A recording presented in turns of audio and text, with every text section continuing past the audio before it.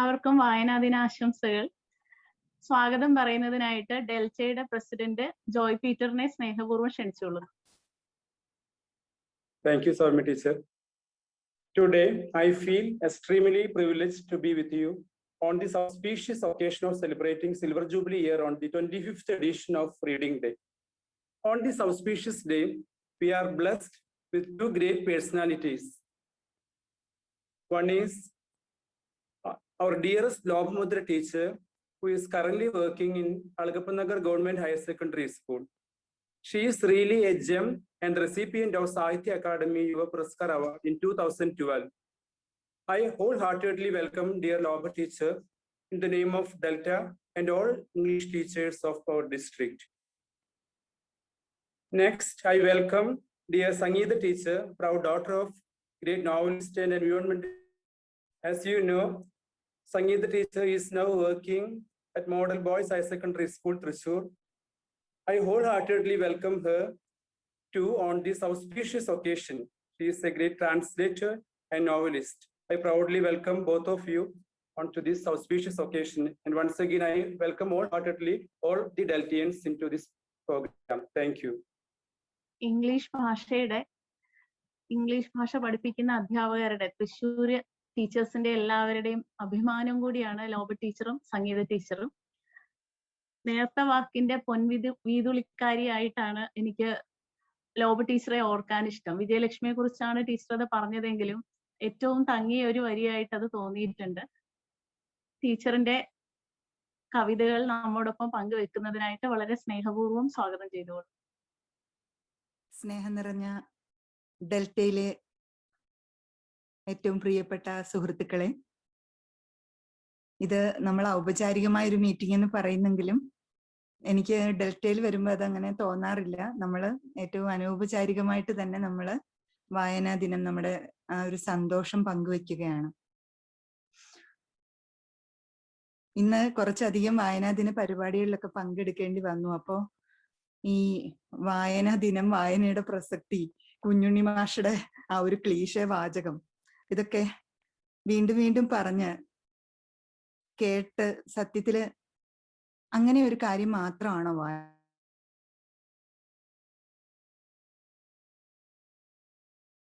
65 ദിവസവും ആചരിക്കാൻ മാത്രം father's day, mother's day, valentine's day, പരിസ്ഥിതി ദിനം, ഇങ്ങനെ എല്ലാ ദിവസങ്ങളും ഉണ്ട് ധാരാളം.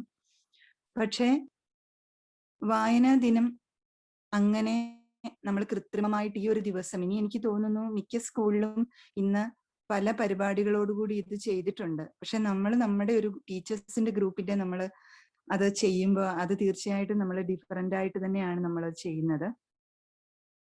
ഒരു വായന ഒരിക്കലും കൃത്രിമമായിട്ട് അടിച്ചേൽപ്പിക്കപ്പെടേണ്ട ഒരു സംഗതിയോ വളർത്തിയെടുക്കേണ്ട ഒരു ശീലമോ അല്ല. അത് ശരിക്കും ഒരു ചെടി വളരുന്നത് പോലെയോ ഒരു പൂവ് വിടരുന്നത് പോലെയോ ഒക്കെ അത്രമാത്രം ജൈവികമായിട്ട് സംഭവിച്ചു പോവേണ്ട ഒരു കാര്യമാണെന്നാണ് എനിക്ക് തോന്നിയിട്ടുള്ളത്.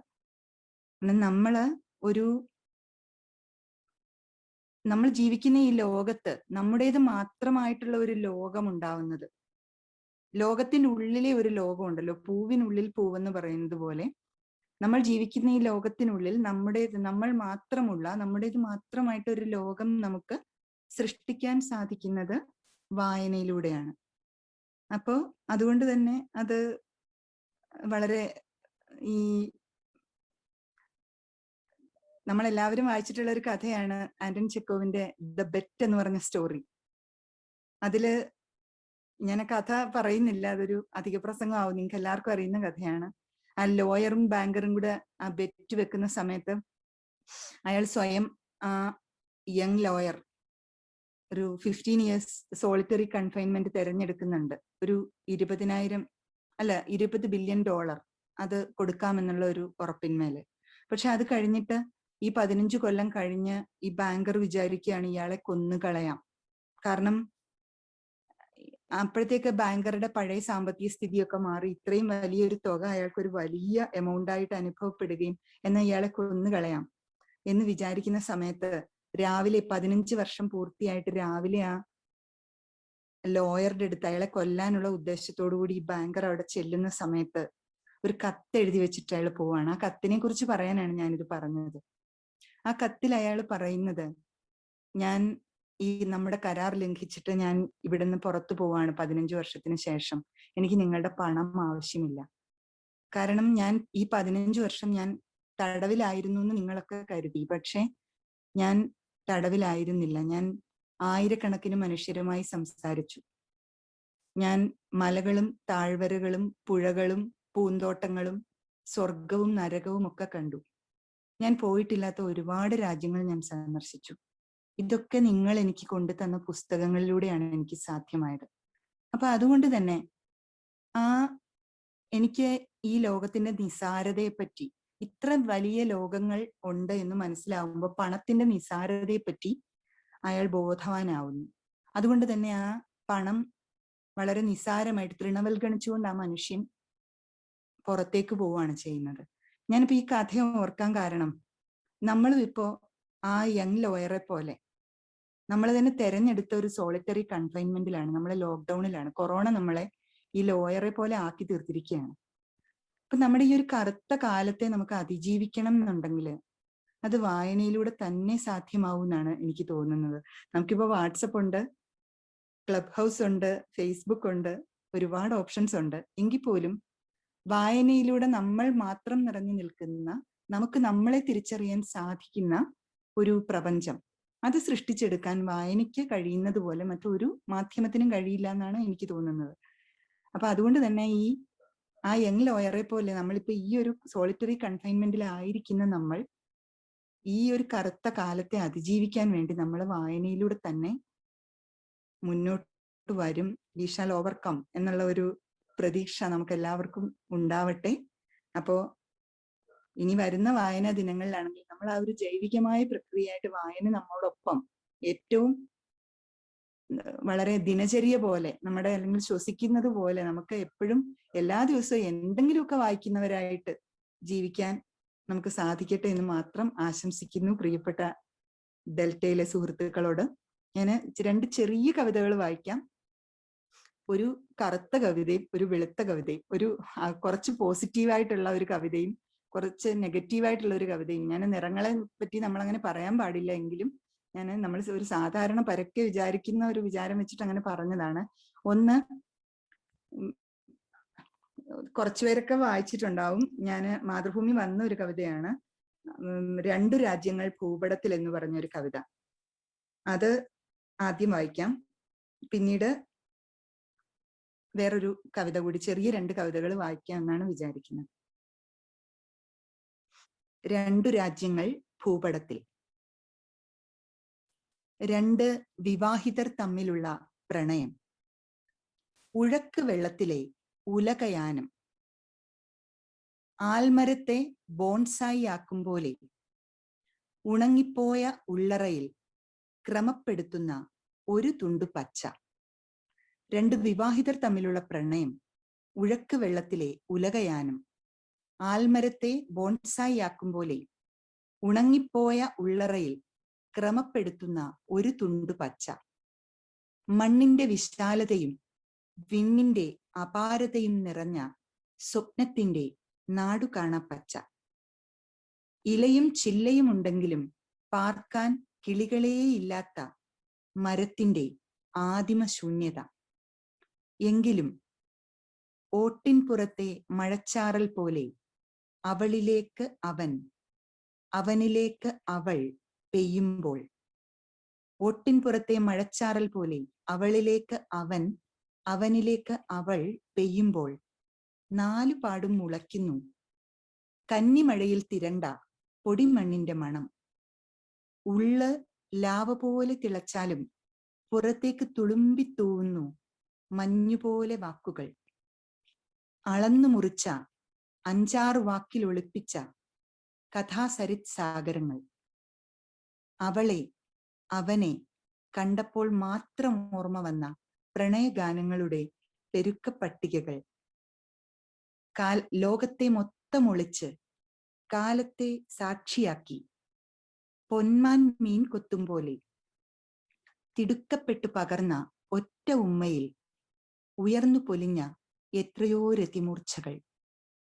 വിവാഹിതർ തമ്മിലുള്ള പ്രണയം 2 അടിമരാജ്യങ്ങൾ ഭൂപടത്തിൽ അടുത്തടുത്ത് കൈകോർത്തു കിടന്ന് സ്വാതന്ത്ര്യത്തെക്കുറിച്ച് സ്വപ്നം കാണും പോലെ. വിവാഹിതർ തമ്മിലുള്ള പ്രണയം 2 അടിമരാജ്യങ്ങൾ ഭൂപടത്തിൽ അടുത്തടുത്ത് കൈകോർത്തു കിടന്ന് സ്വാതന്ത്ര്യത്തെക്കുറിച്ച് സ്വപ്നം കാണും പോലെ.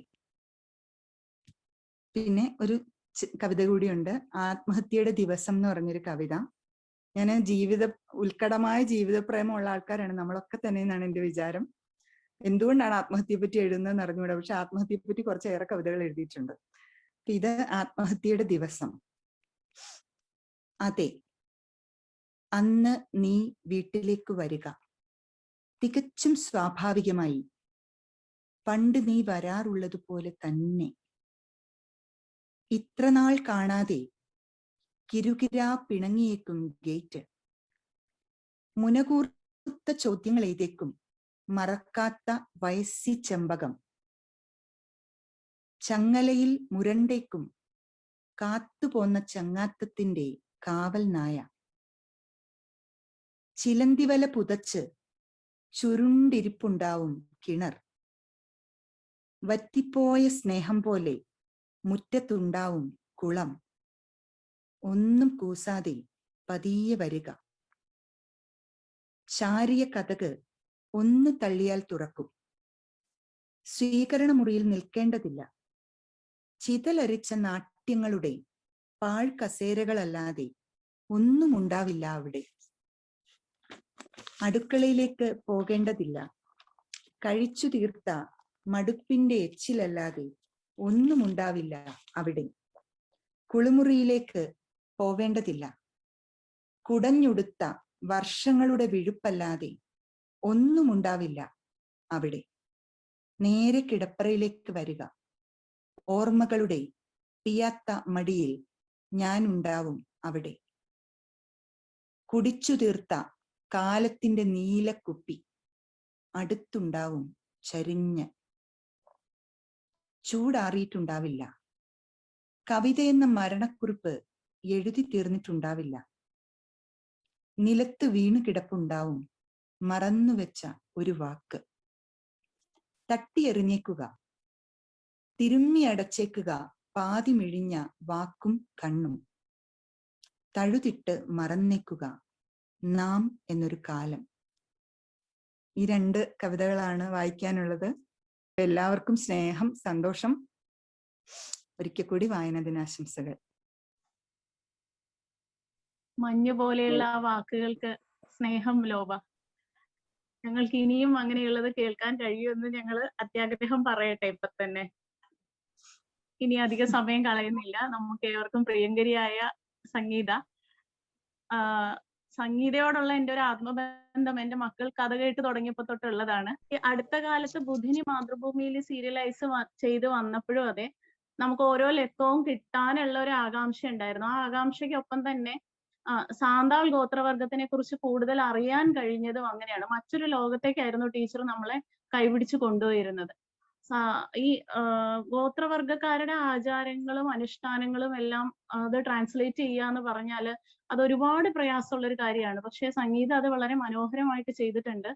അതിനെക്കുറിച്ചുള്ള കുറച്ച് അനുഭവങ്ങൾ സംഗീത നമുക്കൊപ്പം പങ്കുവെക്കുമെന്ന് വിചാരിക്കട്ടെ. വളരെ സ്നേഹപൂർവ്വം സംഗീതയെ ഡെൽറ്റയുടെ ഈ വേദിയിലേക്ക് സ്വാഗതം ചെയ്തുകൊള്ളുന്നു. നമസ്കാരം. വലിയ സന്തോഷമുണ്ട് നമ്മളുടെ ഈ ഒരു കൂട്ടായ്മയിൽ. ഇതാദ്യമായിട്ടാണ് ഞാൻ ഡെൽറ്റയുടെ ഒരു പ്രോഗ്രാം അറ്റൻഡ് ചെയ്യുന്നത്. മുൻപ് ഡെൽറ്റയിൽ ഉണ്ടായിരുന്നെങ്കിലും പിന്നീട് എന്തോ ഞാൻ വാട്സപ്പ് യൂസ് ചെയ്യാത്തത് കൊണ്ട് അതിൽ നിന്ന് പോയതാണ്. അപ്പൊ തിരിച്ചു വന്നതിൽ വലിയ സന്തോഷം. ലോബയുടെ അതിമനോഹരമായ കവിതകൾ കേട്ടു. ഇനി this is like an extended family. അപ്പം വലിയ ഔപചാരികതയുടെ ഒന്നും ആവശ്യമില്ല, അതുകൊണ്ട് നേരെ തുടങ്ങാം. അപ്പം ഫോണിൽ പറഞ്ഞതുപോലെ എൻ്റെ ട്രാൻസ്ലേഷൻ എക്സ്പീരിയൻസസ് ഇതാണ് ഷെയർ ചെയ്യാം എന്ന് വിചാരിച്ചിട്ടുണ്ടായിരുന്നത്. സോ ബുധിനി ട്രാൻസ്ലേറ്റ് ചെയ്യാനായിട്ട് എനിക്ക് തോന്നുന്നു തുടക്കം മുതലേ ബുധിനി ട്രാൻസ്ലേറ്റ് ചെയ്യണം എന്നുള്ളൊരു ആഗ്രഹം എൻ്റെ മനസ്സിലുണ്ടായിരുന്നു. അതായത് അമ്മ അത് എഴുതുമ്പോൾ, ഇപ്പം മാതൃഭൂമിയിൽ പറഞ്ഞ പോലെ സീരിയലൈസ് ചെയ്ത് വരുമ്പോൾ തൊട്ടേ എനിക്ക് ബുധിനി ട്രാൻസ്ലേറ്റ് ചെയ്യണം എന്നുള്ളത് എന്തുകൊണ്ടും അങ്ങനെ ഒരു തോന്നൽ എൻ്റെ ഉള്ളിലുണ്ടായിരുന്നു. ഇത് എൻ്റെയും കൂടി ഒരു ബുക്കാണ് എന്നുള്ള ഒരു ഫീല്. അപ്പൊ ഇവിടെ എനിക്ക് പിന്നെ ഒരു കാര്യം കൂടി പറഞ്ഞോട്ടെ. ഇപ്പൊ വായനാ ദിനമാണ്. വായനാ ദിനത്തെ കുറിച്ച് ധാരാളം ലോബ നമ്മുടെ അടുത്ത് പറഞ്ഞു കഴിഞ്ഞു. അപ്പൊ ട്രാൻസ്ലേഷനെ കുറിച്ച് പറയുന്നത് എന്തുകൊണ്ടും ഉചിതമാണ്. ഇപ്പൊ ആദ്യം സൗമ്യ എന്നെ വിളിച്ചപ്പോൾ എന്നോട് ചെയ്ത വർക്കുകളെ കുറിച്ച് പറയുമോ എന്നുള്ളതാണ് സൗമ്യ സുനിധിയൊക്കെ ചോദിച്ചിരുന്നത്.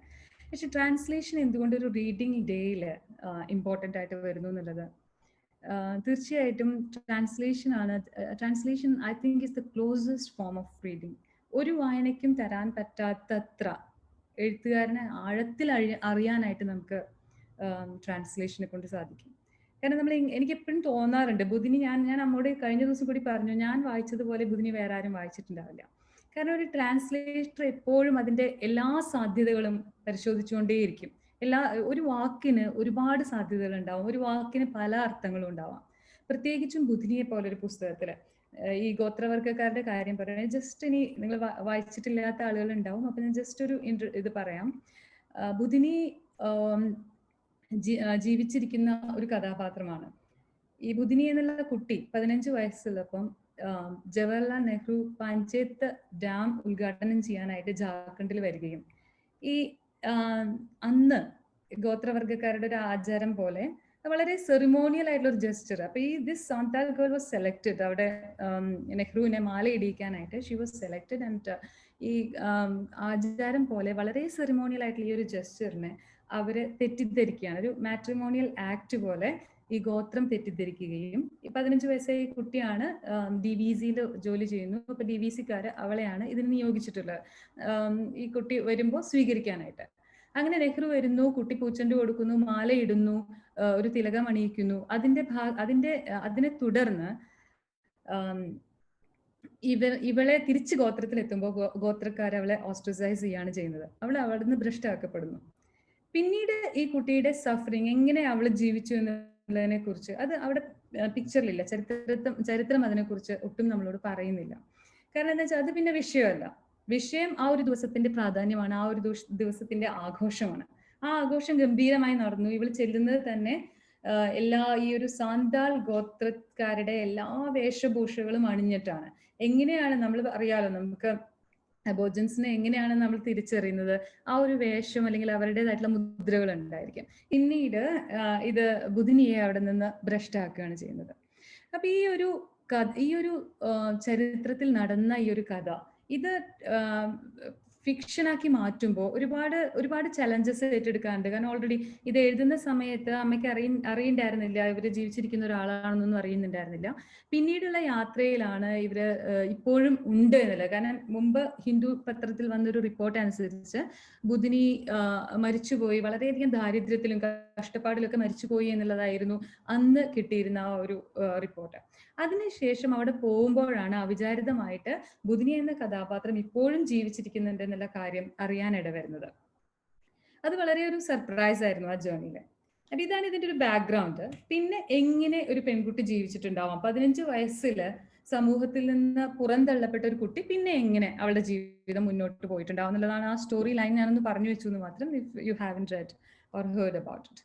അപ്പൊ ഇതിനെ തുടർന്ന് ഈ കഥ മാതൃഭൂമിയിൽ വന്ന് പിന്നെ അത് ട്രാൻസ്ലേറ്റ് ചെയ്യുമ്പോൾ ആസ് എ ട്രാൻസ്ലേറ്റർ എൻ്റെ ഒരു അനുഭവം എന്താണെന്ന് പറഞ്ഞു കഴിഞ്ഞാൽ, എനിക്ക് വളരെ ഒരു പ്രിവിലേജ് ഉണ്ടായ കാര്യം ബുധിനിയെ തേടിയുള്ള അല്ലെങ്കിൽ ബുധിനിയുടെ നാട് തേടിയുള്ള അമ്മയുടെ യാത്രയിൽ എനിക്ക് കൂടെ ഉണ്ടാവാൻ പറ്റിയെന്നുള്ളതാണ്. കാരണം അത് because we all know translation is not an easy job. It's like നമുക്കൊരു വാക്കിന് തന്നെ ഒരുപാട് ന്യൂവൻസസും ഒരുപാട് അർത്ഥങ്ങളും കാര്യങ്ങളും ഒക്കെ ഉണ്ടാവും. It's like you are carrying entirely different culture or നമുക്ക് തീരെ പരിചയമില്ലാത്ത സിറ്റുവേഷൻസിനെ നമ്മളുടെ നാട്ടിലേക്ക് കൊണ്ടുവരികയാണ്. അപ്പൊ ഇങ്ങനെ കൊണ്ടുവരുമ്പോൾ ഒരുപാട് this phrase is very familiar to all of us as teachers of language. we all know lost in translation എന്നുള്ള ഒരു ഫ്രേസ് നമുക്കറിയാം. അപ്പൊ ഈ ഒരു എന്തുകൊണ്ട് ഇങ്ങനെ സംഭവിക്കുന്നു എന്ന് വെച്ചാൽ, പണ്ട് തൊട്ടേ ഞാനൊക്കെ ട്രാൻസ്ലേഷൻസ് വായിച്ച് വളർന്നിട്ടുള്ള ഒരു കുട്ടിയാണ്. ഞാൻ ചെറുപ്പത്തിലൊക്കെ ധാരാളം ട്രാൻസ്ലേഷൻസ് ആണ് വായിക്കുക. ഇപ്പോഴും I feel like reading translations അല്ലെങ്കിൽ ഒറിജിനൽ വർക്കിനേക്കാളും എനിക്ക് ഇഷ്ടം പലപ്പോഴും ട്രാൻസ്ലേഷനോട് തോന്നാറുണ്ട്. ചിലപ്പോൾ അതിന്റെ ഒരു മലയാളം അതിന് സ്വീകരിച്ചിട്ടുള്ള ഒരു പ്രത്യേക ഭാഷ കൊണ്ടായിരിക്കും. ട്രാൻസ്ലേഷന് വേണ്ടി മലയാളത്തിന് അതിൻ്റെതായ ഒരു ഭാഷയുണ്ട്. പലപ്പോഴും ഒറിജിനൽ വർക്കിൽ നമുക്കൊരു നാടിന്റെ ഡയലക്റ്റോ വെർണാക്കുലർ സ്പെഷ്യാലിറ്റീസോ ഒക്കെ കടന്നു വരുമ്പോൾ translation, we always tend to enjoy that special kind of a language that's the അതൊരു സ്റ്റാൻഡേർഡ് ഭാഷയായിട്ട് അങ്ങനെ നിൽക്കുകയാണ്. അപ്പൊ ഈ ഒരു ട്രാൻസ്ലേഷൻ കൾച്ചറിലൂടെ നമ്മൾ വളർന്ന് വന്ന് ഇന്ന് ഇവിടെ ഇപ്പൊ നമ്മൾ ഇത്രയും കാലത്തെ വായനയ്ക്ക് ശേഷം അപ്പോഴാണ് നമ്മൾ അറിയുന്നത് വെൻ യു ട്രാൻസ്ലേറ്റ്സ് എന്തുകൊണ്ട് ഈ ഒരു സ്റ്റാൻഡേർഡ് ഭാഷ ഉപയോഗിക്കേണ്ടി വരുന്നു. ചെറുപ്പത്തിൽ നമ്മളത് വായിക്കുമ്പോൾ നമുക്ക് മനസ്സിലാവുന്നില്ല. ഈ സ്റ്റാൻഡേർഡ് ഭാഷ മാത്രമാണ് ട്രാൻസ്ലേഷന് നിൽക്കുക എന്നുള്ളതിന്റെ പ്രധാന കാര്യം എന്താണെന്ന് വെച്ചാൽ പലപ്പോഴും പല പുസ്തകങ്ങളും നമ്മൾ ട്രാൻസ്ലേറ്റ് ചെയ്യേണ്ടി വരുമ്പോൾ അത് ആ രാജ്യത്തെ അല്ലെങ്കിൽ ആ നാട്ടിലെ വെർണാക്കുലർ സ്പെഷ്യാലിറ്റീസ് എന്ന് പറയുന്ന ഒരു സംഭവമായിട്ട് ബന്ധപ്പെട്ട് കിടക്കുകയാണ്, അല്ലെങ്കിൽ അവിടുത്തെ കൾച്ചറുമായിട്ട് ബന്ധപ്പെട്ട് കിടക്കുകയാണ്. നമുക്ക് പലപ്പോഴും അറിയില്ല. ഇപ്പൊ ജാർഖണ്ഡിൽ പോവാൻ പറ്റി, പാഞ്ചത്തിലെ ആളുകളെ കാണാൻ പറ്റി.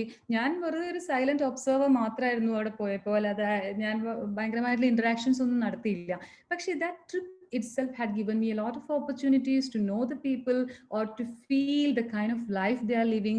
But that has added a lot. As a translator, I think it's like a +1 point for me. കാരണം അത് പലപ്പോഴും ട്രാൻസ്ലേറ്റേഴ്സിന് സാധ്യമാവാത്ത ഒരു കാര്യം കൂടിയാണ്. അപ്പൊ ഇതാണ് ട്രാൻസ്ലേഷൻ. പിന്നെ പറഞ്ഞിരുന്ന ഈ ഗോത്രവർഗ്ഗക്കാരുടെ ഭാഷ. ഓഫ് കോഴ്സ് ഈ പ്രത്യേക നോവലിന്റെ ഒരു ഘടന എങ്ങനെയാണെന്ന് വെച്ചാല് ഇത് കവിതയും പ്രോസും കവിതയുമായിട്ട് ഇങ്ങനെ കിടക്കുകയാണ്.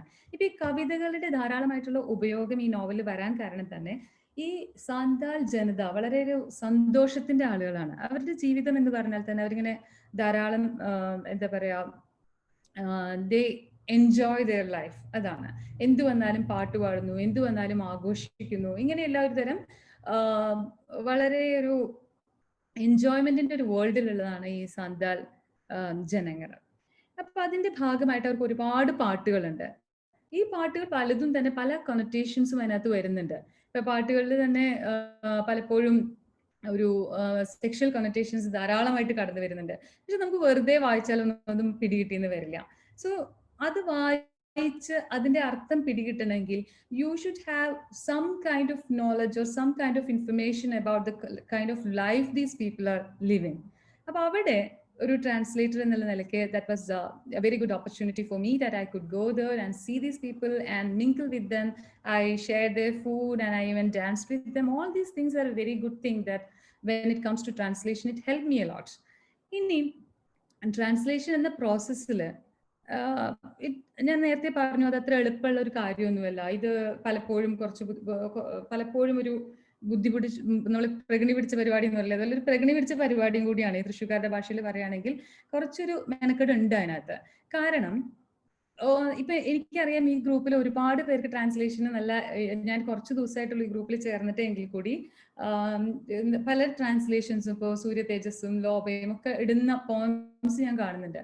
അപ്പൊ ഒരുപാട് പേർക്ക് ട്രാൻസ്ലേഷനിൽ ഓൾറെഡി താല്പര്യമുള്ള ഒരുപാട് പേര് ഇതിനകത്തുണ്ട്. അപ്പൊ when you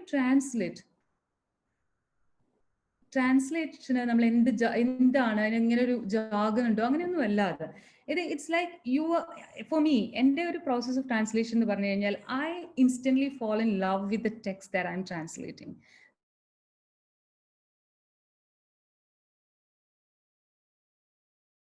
I may not even do that because I'm not translating on a daily basis or for money. അപ്പൊ ഇവിടെ ട്രാൻസ്ലേറ്റേഴ്സ് പലപ്പോഴും നമുക്ക് നമ്മുടെ നാട്ടിൽ പല നല്ല ട്രാൻസ്ലേഷൻസും വരാത്തതിന് കാരണം കൂടി എനിക്ക് തോന്നാറുണ്ട്. പലപ്പോഴും translators they do this work as A work. അതിനപ്പുറത്ത് there should be some kind of passion. You should feel some kind of passion towards this work. Because when I sit to translate, I just shut myself off completely from socializing from the rest of the world, and I sit there and I find a quality time with me and the book. ആ ഒരു സമയം എന്ന് പറഞ്ഞാൽ that's very important. It's not like I'm a bad translator. It's not like I get carried away very easily. It's like it's more like I just fall in love with the text that I'm translating. So this is the passion. Maybe this is the passion that has helped me to come out with maybe a good, I don't know, you are the one. I'm not anyone to judge here. So I'm happy about the work I have done with Buthini. I'm very happy because I think I have done justice, or I was true to the author. And also another advantage I got while translating Buthini is that I get to discuss with the author. So far I have translated like I have translated Elena Ferrante, and also I have translated Sarah Joseph, and right now I am translating Chris Cross into Malayalam, and Maigrave was also there. George Simonon's text was also there. So when you translate an author with whom you have no communications at all, so that is an entirely different story. So you are just focusing on, like, you are guided by your own intelligence here. നമ്മൾ വിചാരിക്കുകയാണ്, so okay, this could be the possible meaning, so you are going after that. But if when you have an author, when you can share your feelings, when you can share your thoughts, you can share your confusions. You may have a lot of confusions when translating, because this is what I always felt. Like, translation sometimes feels like I'm facing a dead wall where I have no. This happens very often with a book I'm translating right now. Right now I'm doing the American author Chris Cross novel I Love Dick. And here many times I feel like I'm facing a dead end. It's like you go to an exhibition, an exhibition, and you look at you admire all the paintings there, and suddenly you can look at Monet, you can look at the beautiful bonds of Monet, you can watch Degas dances, and suddenly out of the blue here comes maybe RB Kitaj, sometimes Americans do pronounce him as Kitai. One of his work, like for example, you come across the work called The Old Man and the Pretty Woman with the Huskies, that's in bracket. Okay, so here you are confused if you have no idea, if you have no connections, if you're not a connoisseur, and if you have no connection with the art world, you get confused about the kind of work it is. Sometimes you may feel that, oh, I'm a little village bumpkin here because I don't understand anything the painter has, artist has meant, because this is like a diffusion, it's like a profusion of mustard yellow, mustard orange, and some Chinese red.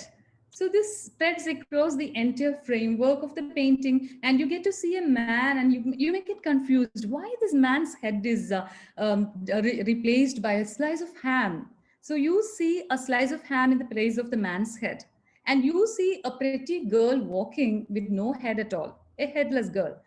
And again, you get to see two huskies. They are in squares, and inside the squares, the dogs are trying to do something. The dogs are trying to bark. The dogs are trying to come forward. They're doing something, but they're trapped, and they are in a way they are like what you can say. They are like caught in ice. Nothing moves forward. Nothing comes forward. And in between all of this, you get to see a monolith raised a little bit, and also a scarf. So this is the picture that is there in front of you. So you are you don't know how it. If I am the one who's seeing this picture, I may have no idea what this is all about. But if there is someone to interpret, or if there is someone to explain it, then it would be easy. It would be an easy step for us. So then you get to see the sarcasm that is there. Then you get to see the period that is there, because it's period based. So you get to see the period, and you get to see the sarcasm. You get to know something about what kind of an artist he was. So references is always important when you do a translation. When you do translation, references helps you a lot. Trust me, because when I was doing Buddhini, I had to do a lot of references. And then I came across this very passionate, very beautiful prayer song. They have a prayer song like the words, I'm not saying this, maybe I may get confused with the words. But this has a particular rhythm which kept haunting me throughout my entire process of doing this translation. So throughout, whenever I was doing this translation, this music was there, this voice, this very haunting voice, melody was there. So this starts with Johar Johar. So those who have read the book might be knowing this. So ഞങ്ങൾ ആ സ്കൂളിലും പോയിട്ടുണ്ടായിരുന്നു. അപ്പൊ ആ കുട്ടികളുടെ കൂടെയൊക്കെ അവരുടെ പുസ്തകങ്ങളൊക്കെ നോക്കിയിരുന്നു. നമുക്ക് ആ സ്കൂളൊന്നും നമുക്ക് ഇമാജിൻ ചെയ്യാൻ പറ്റില്ല. കാരണം ചിലപ്പോൾ നമ്മുടെ നാട്ടിലൊക്കെ ഒരുപാട് വർഷങ്ങൾ മുമ്പ് അങ്ങനെയൊക്കെ സ്കൂൾസ് ഉണ്ടായിരിക്കും. വളരെ അതിനകത്ത് തന്നെ കിടക്കാനും അതിനകത്ത് തന്നെ എല്ലാ കിടക്കയും ചുരുട്ടിക്കൂട്ടി വെച്ച് വളരെ വളരെ ശോചനീയമായ കണ്ടീഷനിലായിരുന്നു സ്കൂളും കുട്ടികളും. പക്ഷെ ഒരു യൂണിഫോം ഒക്കെ ഇട്ട് സ്കൂളിൽ വന്ന് പഠിക്കുകയും ആ കുട്ടികൾ നമുക്ക് വേണ്ടി പാട്ട് പാടുകയും ഒക്കെ ചെയ്തിരുന്നു. അപ്പൊ ഈ ഒരു ലിപിയാണ് അവർക്കുള്ളത്. പക്ഷെ ഈ ലിപി വന്നിട്ടും എത്ര കാലമായിട്ടുണ്ട് എന്നുള്ളത് again it's A matter of research ആണ്. അല്ല, റിസർച്ച് എന്ന് പറഞ്ഞാൽ ഇറ്റ്സ് ദർ, ഇന്റർനെറ്റിൽ നോക്കിയാൽ നമുക്ക് കിട്ടും. എനിക്ക് ഇപ്പൊ പെട്ടെന്ന് അങ്ങനെ ചോദിച്ചപ്പോൾ ഓർമ്മ വരുന്നില്ല എന്നേ. പിന്നെ ഞാൻ പറഞ്ഞല്ലോ പാട്ടുകളെ കുറിച്ച് പലതും പല വാക്കുകളും പലതാണ് ഇതിനകത്ത് സൂചിപ്പിക്കുന്നത്. ഇപ്പൊ ഉദാഹരണത്തിന് ബ്ലാക്ക് റോസ് മിൽക്ക് എന്ന് പറഞ്ഞിട്ടൊരു സംഭവം ഉണ്ട്. അപ്പം അതെന്താണ്, കറുത്ത കാക്കയുടെ പാല്, കറുത്ത പയ്യന്റെ പാല് എന്നൊക്കെ പറയുമ്പോൾ നമുക്ക് പെട്ടെന്ന് നമുക്ക് ലിറ്ററലി മീനിങ് ആണ് നമുക്ക് കിട്ടുക. ഇപ്പൊ നമ്മൾ മലയാളത്തിൽ ബുധിനി വായിക്കുമ്പോൾ ഈ വാക്കുകളൊക്കെ തന്നെ ലിറ്ററൽ മീനിങ് ആണ് നമ്മൾ മനസ്സിലാക്കുക. പക്ഷെ ഇത് ആക്ച്വലി ഇവര് കഞ്ഞീനെ ദാമാദി, കഞ്ഞീനെയാണ് അവർ പറയണത് ഭക്ഷണത്തിന്. ഇതേപോലെ there is another expression, a peacock perched on my rooftop. ഈ പെരപ്പുറത്തൊരു മയില് കയറി ഇരിക്കുക എന്ന് പറഞ്ഞു കഴിഞ്ഞാല് അത് ഭയങ്കരമായിട്ടൊരു സെക്ഷൽ കൊണറ്റേഷൻസോ അല്ലെങ്കിൽ ഒരു സെക്ഷൽ ഇൻവിറ്റേഷനോ ഒക്കെയാണ്. അങ്ങനെയുള്ള വാക്കുകളിലൂടെ, ഭയങ്കര രസം പിടിച്ചിട്ടുള്ള വാക്കുകളിലൂടെയാണ് ഈ കവിതകൾ ഉടനീളം തന്നെ. ഇപ്പൊ പുസ്തകം നോക്കേണ്ടി വരും, കാരണം എനിക്ക് കാണാതെ അതങ്ങനെ പറയാൻ അറിയില്ല. അപ്പൊ ഈ കവിതകൾ ഉടനീളം ഇത്തരമുള്ള കൊണറ്റേഷൻസും സന്തോഷങ്ങളുമാണ് അവർ പങ്കുവെച്ചുകൊണ്ടിരിക്കുന്നത്. അപ്പൊ ആനന്ദിച്ച് സന്തോഷിച്ച് ജീവിക്കുന്ന ഒരു ജനതയാണ് കവിതകളിലൂടെ നമുക്ക് കിട്ടുന്നത്. ഈ കവിതകൾ എപ്പോഴും നമുക്ക് തരുന്നത് അതാണ്, ആ ഒരു ഹാപ്പിനെസ്, ആ ഹാപ്പിനെസ് ഓഫ് ദ കമ്മ്യൂണിറ്റി. നമുക്കത് ഇപ്പൊ നമ്മളിപ്പോ വേറൊരു രാജ്യത്തെ കുറിച്ച് കേൾക്കുമ്പോൾ നമുക്കിങ്ങനെ ഭൂട്ടാനിൽ എവിടെയോ ഇല്ലേ ഹാപ്പിനെസ് ആണ് പെർ ക്യാപിറ്റ ഇതെന്ന് എനിക്കെന്ന് പറഞ്ഞ് നമ്മൾ കേട്ടിട്ടുണ്ട്. അപ്പൊ we have an abstract idea but we can't just imagine because we are a completely spoiled lot. അപ്പൊ നമുക്കത് അങ്ങനെ അതിനെ ഉൾക്കൊള്ളാൻ പറ്റുള്ളൂ. പക്ഷെ അവരുടെ ജീവിതം അങ്ങനെയാണ്. അതേപോലെ തന്നെ മനോഹരമാണ്. ഇപ്പൊ പോയൊരു എക്സ്പീരിയൻസിൽ എന്നെ ഏറ്റവും സന്തോഷിപ്പിച്ചത്, ഇപ്പൊ ഞാനും സൗമ്യൊക്കെ മൺവീട്ടിലുള്ളവരാണ്. അപ്പൊ അവിടെ മുഴുവൻ മണ്ണുകൊണ്ടുള്ള വീടുകളാണ്, മണ്ണ് മെഴുകിയ വീടുകളാണ്. അപ്പൊ ഈ മണ്ണ് മെഴുകിയ വീടുകളും മണ്ണ് മെഴുകിയ നിരത്തുകളും ഈ തെരുവില് രണ്ട് ആ നോവലിൽ വായിക്കുന്ന പോലെ തന്നെയാണ്. രണ്ട് തെരുവിന്റെ നടുവിലുള്ള ഈ ഒരു മണ്ണ് മെഴുകി അതിന്റെ നടുവിലാണ് ഇവരുടെ പ്രതിഷ്ഠ, അല്ലെങ്കിൽ അവരുടെ ആ ഒരു എന്താണ് അവർ വർഷിപ്പ് ചെയ്യുന്നത്. മിക്കവാറും അവർ വർഷിപ്പ് ചെയ്യുന്നതൊക്കെ മരങ്ങളാണ്. നമുക്ക് ഏറ്റവും നല്ല ഒരു എക്സാമ്പിൾ ആയിട്ട്, അല്ലെങ്കിൽ നമുക്കൊരു ഉൾക്കൊള്ളാനായിട്ട്, അല്ലെങ്കിൽ നമുക്ക് ഫോളോ ചെയ്യാനായിട്ട് പറ്റുന്ന ഒരു കാര്യമാണ്. നമുക്ക് ഈ ഉള്ള കല്ലും മണ്ണൊക്കെ ബ്രേക്ക് ചെയ്തിട്ട്, അല്ലെങ്കിൽ ഈ എന്താ പറയാ പള്ളിയമ്പലമൊക്കെ ബ്രേക്ക് ചെയ്തിട്ട് വേണമെങ്കിൽ നമുക്കും കുറെ മരങ്ങൾ വെച്ച് പിടിപ്പിച്ചിട്ട്, if you follow that, that's a very good example. You can learn from these people. അപ്പൊ അങ്ങനെയുള്ള പ്രതിഷ്ഠകളുടെ ഒക്കെ ചില symbols would be there in the centre of the sorry ഞാൻ ഫോൺ ഒന്ന് ഓഫ് ചെയ്തേ would be there in the center of the streets. അപ്പൊ ഇവരുടെ വേറൊരു കോൺസെപ്റ്റ് എന്താ വെച്ചാൽ, which also I found very interesting, like ഇവര് they are bound to keep these streets very clean all the time, like 24/7. They are not supposed to defile these fields because this may instigate the gods. Okay, അപ്പൊ ഇതാണ് concept. അപ്പൊ people keep themselves in a very highly ഒരു hygienic ആയിട്ടുള്ള രീതിയിൽ. നമ്മളിപ്പോ വലിയ മാർബിളും അതും ഇതൊക്കെ കെട്ടി ഉണ്ടാക്കി അതിൻ്റെ ഉള്ള എല്ലാ കുപ്പകളും കൊണ്ട്, my room itself is an example for that. Anyway, jokes apart, this is the kind of life they are leading, or this is the kind of way, at least നമ്മൾ കാണുമ്പോൾ അല്ലെങ്കിൽ നമ്മൾ വായിച്ചറിയുമ്പോൾ, this is what we get to experience about these people. Okay, അപ്പൊ ഈ കവിതകളിലും ഇതിന്റെ ഒക്കെ പ്രതിഫലനം ഉണ്ട്. അവരുടെ സങ്കടങ്ങൾ കവിതകളിലുണ്ട്. ഇപ്പൊ എന്റെ പഞ്ചവർണ്ണക്കിളി പറന്നുപോയി എന്ന് ബുധിനി പറയുന്നുണ്ട്, അല്ലെങ്കിൽ പറന്നു പോവുക എന്ന് പറയണ. അവർ മരിക്കുക എന്ന് നമ്മളെ പോലെ ഇങ്ങനെ ബ്ലണ്ട് വാക്കുകൾ അങ്ങനെ ഉപയോഗിക്കില്ല. പറന്നു പോവാന്നൊക്കെയാണ് ഒരാൾ മരിക്കുമ്പോൾ അവർ അതിന് പറയുന്നത്. അപ്പൊ അതുപോലെ വളരെ മനോഹരമായിട്ടുള്ള പല എന്താ പറയാ ഭാഷാ പ്രയോഗങ്ങളും we get to see in this novel. Just a quick question. You mentioned about this whole tribe and beautiful past. Haven't anything during your visit you noticed how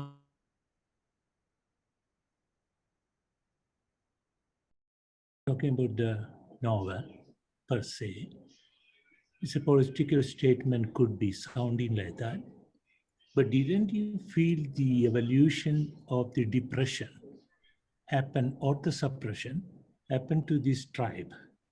I know in your mother's novel, I haven't read the English yet, but I have seen in your mother's novel, it was all bringing it to that level. So during your visit, haven't you felt that? Haven't I felt what? I'm sorry, I missed that. Yeah. The suppression they went through from a beautiful past to the current the Yeah. modern developed India, That's what the the novel is all suppression the about. tribe Yeah. went through. Exactly, because this Yes, Buddhist novel is not just about it's not just about the girl, a Santal 15-year-old Santal girl called Budini, because this is more about the marginalized people of India. A lot of people have lost their house, lives, livelihood, livestock, everything they have no, lost. it is written in your mother's novel. It is written, but I am asking you, did you ever feel that during your visit? During my visit, yes, but while she was having a lot of interviews with the people, and while these interviews were going on, we get to see the suppression the people, or the disappointment the people are going through, or the kind of because there were people who came with the some of the evidences, like they had some bills that was given to them while during the time when they were evacuated from their homes.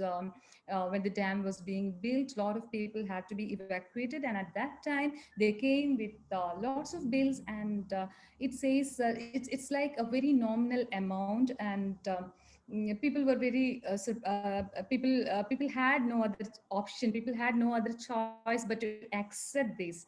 So this is one thing that happened, this is one thing that I came across during my visit.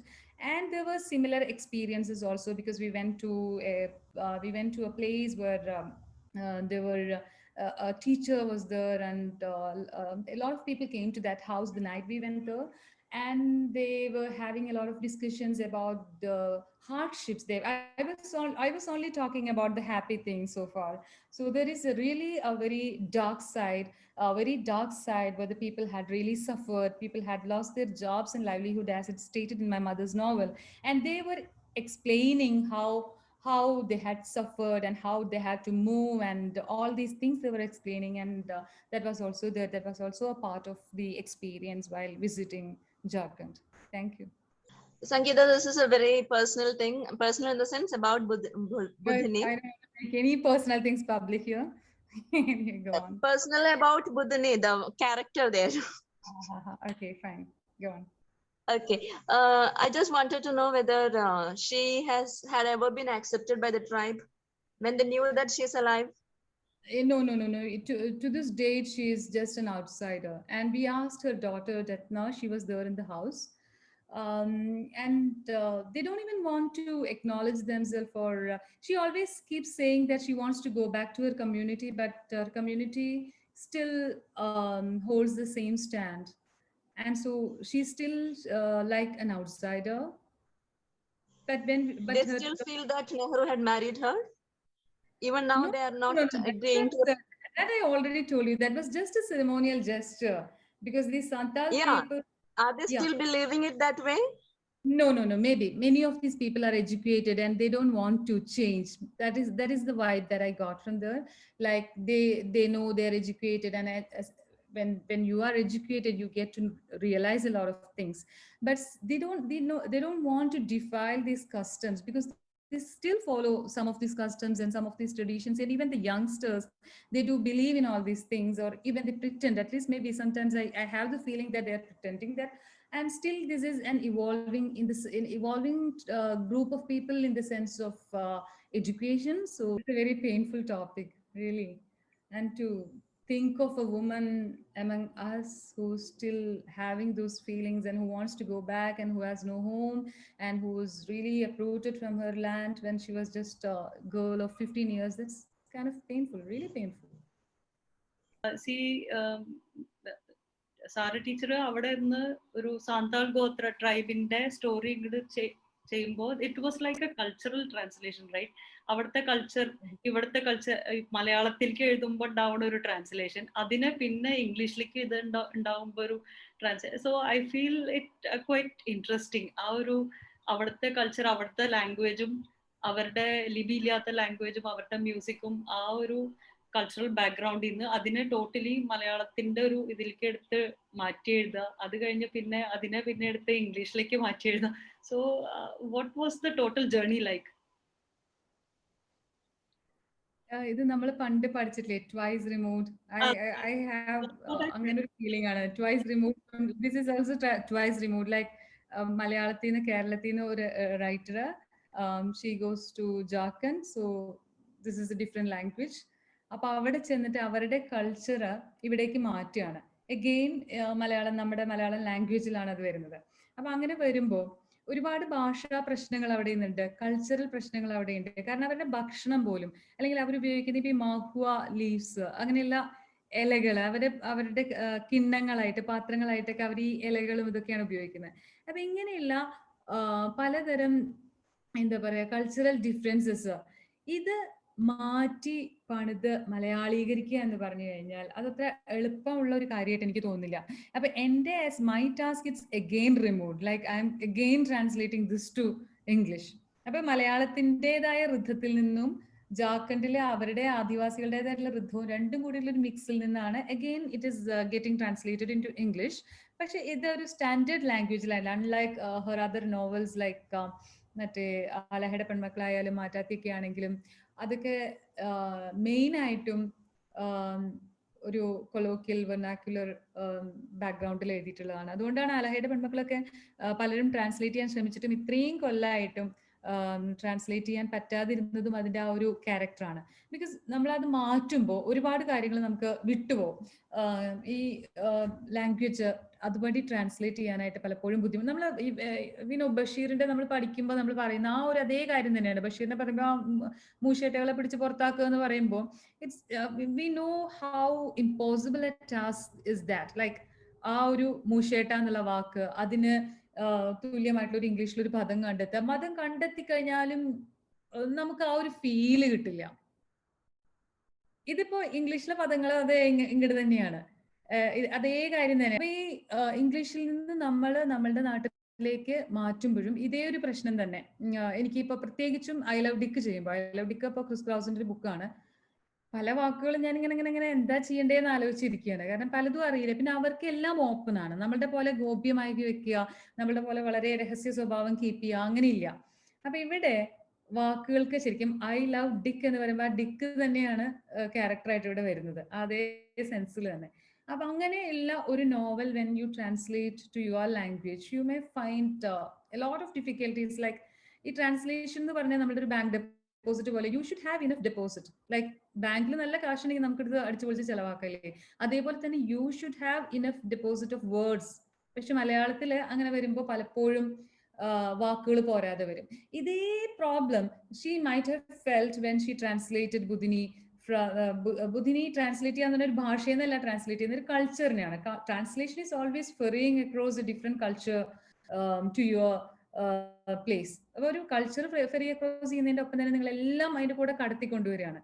അപ്പൊ അങ്ങനെ വരുമ്പോൾ ഈ നേരത്തെ പറഞ്ഞ when I translate from American English to Malayalam, അതേ problem തന്നെ ഒരു കൾച്ചറിനെ translate ചെയ്യുമ്പോഴും വരുന്നുണ്ട്. കാരണം ഈ ന്യൂവൻസസ് പോവാതെ അതിനെ പിന്തുടരണമെങ്കിൽ അങ്ങേയറ്റത്തെ പാഷൻ, അങ്ങേയറ്റത്തെ റെഫറൻസ്, അങ്ങേയറ്റം അതിനെ പിന്നാലെ. കാരണം I have seen the kind of research she has been doing while she was writing while she was writing this novel. I have seen the devotion or the way she is വേറെ ഒന്നും ഇല്ലാണ്ട്, നേരത്തെ ഞാൻ പറഞ്ഞില്ലേ, shut herself off completely from the outside world എന്നുള്ള പോലെയാണ് ഈ എത്രയോ പുസ്തകങ്ങൾ വായിച്ചു കൂട്ടുന്നത് കണ്ടിട്ടുണ്ട്. അതുപോലെ തന്നെ ഏത് നേരം ഇന്റർനെറ്റിലെ റെഫറൻസ്. അത് മാത്രമല്ല, the interesting thing is that മണിക്കൂറുകളോളം ചെലവിട്ടിട്ട് she was watching all the Santal videos and also the songs. അങ്ങനെ ഞങ്ങളുടെ വീട്ടിൽ എപ്പോഴും ഈ പാട്ടുകളായിരുന്നു ആ സമയത്ത് മുഴുവൻ. ഇതാണ് may be helped her translating the culture to our culture. Yes, Sunny. Sangeetha, thank you so much. Thank you പറഞ്ഞല്ല, വലിയ സ്നേഹം. പിന്നെന്താന്ന് വെച്ചാൽ എനിക്ക് ആ translation should be A passion എന്ന് സംഗീത പറയുമ്പോൾ എനിക്ക് കേരളത്തിൽ സംഗീത പറഞ്ഞ ആ ഒരു വാക്ക് ഓർമ്മയുണ്ട്. എലന ഫ്രാൻറെ ട്രാൻസ്ലേറ്റ് ചെയ്യുമ്പോൾ ഒരു ജ്വരം പിടിച്ചതുപോലെ ആയിരുന്നു എന്നുള്ളത് ഞാൻ മറന്നിട്ടില്ല. എന്തായാലും നമ്മുടെ ഈ ഇംഗ്ലീഷ് ഗ്രൂപ്പിന്റെ കൂട്ടായ്മയിൽ there are so many writers, translators, poets. അപ്പൊ അവർക്ക് എല്ലാവർക്കും എന്തായാലും ഇത് വളരെ ഇൻസ്പയറിംഗ് ആയിട്ടുണ്ട് എന്നുള്ളത് എനിക്ക് നല്ല ഉറപ്പാണ്. നമുക്ക് ഇനി പരിപാടിയുടെ അവസാന ഘട്ടത്തിലേക്ക് കിടക്കാം. വോട്ട് ഓഫ് താങ്ക്സ് പറയുന്നതിനായിട്ട് നമ്മുടെ പുഷ്പയെ വളരെ സ്നേഹപൂർവ്വം ക്ഷണിച്ചു. Good evening to all. നമ്മളുടെ ഡെൽറ്റ ഫാമിലിക്ക് തീർത്തും അഭിമാനകരമായ ഒരു ദിവസമായിരുന്നു ഇന്ന്. നമ്മളുടെ ഫാമിലിയിൽ നിന്ന് തന്നെയുള്ള നമ്മുടെ സംഗീത ടീച്ചർ, ലോബ ടീച്ചർ നമ്മളുടെ റീഡിംഗ് ഡേ ഇത്രയും മനോഹരമാക്കി തീർത്തു.